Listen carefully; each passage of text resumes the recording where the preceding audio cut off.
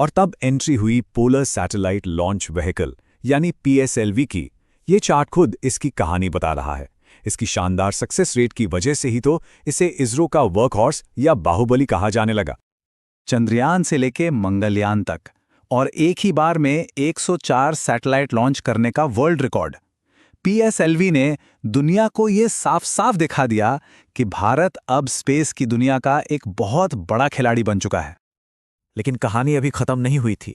अब अगली चुनौती थी भारी सैटेलाइट्स को और भी ज्यादा ऊंचाई पर भेजने की, और इसके लिए एक बिल्कुल नई, बहुत ही शक्तिशाली टेक्नोलॉजी की जरूरत थी, क्रायोजेनिक इंजन। अच्छा, इसको ना एक आसान तरीके से समझते हैं। मान लीजिए पीएसएलवी एक गाड़ी है जो शहर में घूमने के काम आती है, तो जीएसएलवी एक बड़ा सा ट्रक है जो भारी भरकम सामान लेकर हाईवे पर लंबी दूरी तय करता है। अब अगर पूरी तरह से आत्मनिर्भर बनना था तो इस ट्रक की जरूरत तो पड़ने वाली थी। लेकिन हुआ ये कि जैसे ही भारत ने ये टेक्नोलॉजी हासिल करने की कोशिश की, उसे एक बहुत बड़े अंतर्राष्ट्रीय दबाव का सामना करना पड़ा। अमेरिका ने दखल दिया और रूस के साथ जो टेक्नोलॉजी डील हुई थी वो टूट गई। पर भारत ने हार नहीं मानी। ये जो टाइमलाइन है ना, ये उसी जिद की कहानी है। 2 दशक लग गए, कई बार नाकामयाबी मिली, लेकिन आखिर में भारत ने ये मुश्किल टेक्नोलॉजी खुद ही बना ली। और इस आत्मनिर्भरता ने भारत के लिए कामयाबी के नए दरवाजे खोल दिए।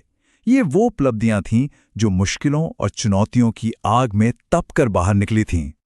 इसकी भी कहानी बहुत दिलचस्प है। जब कारगिल युद्ध हुआ तो अमेरिका ने जीपीएस डेटा देने से साफ मना कर दिया, और उसी इनकार ने एक नए संकल्प को जन्म दिया कि भारत अपना खुद का जीपीएस बनाएगा। और इसरो ने नाविक बनाकर ये कर दिखाया।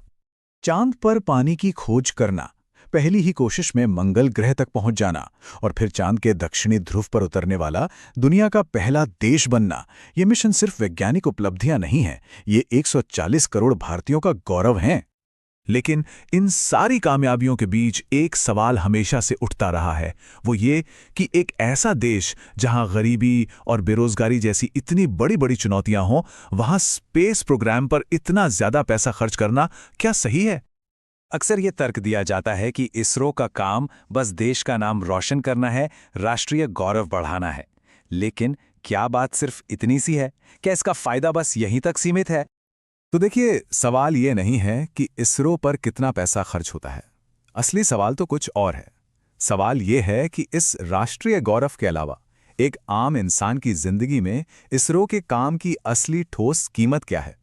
ये एक बड़ा सवाल है और इस पर सोचना तो बनता है।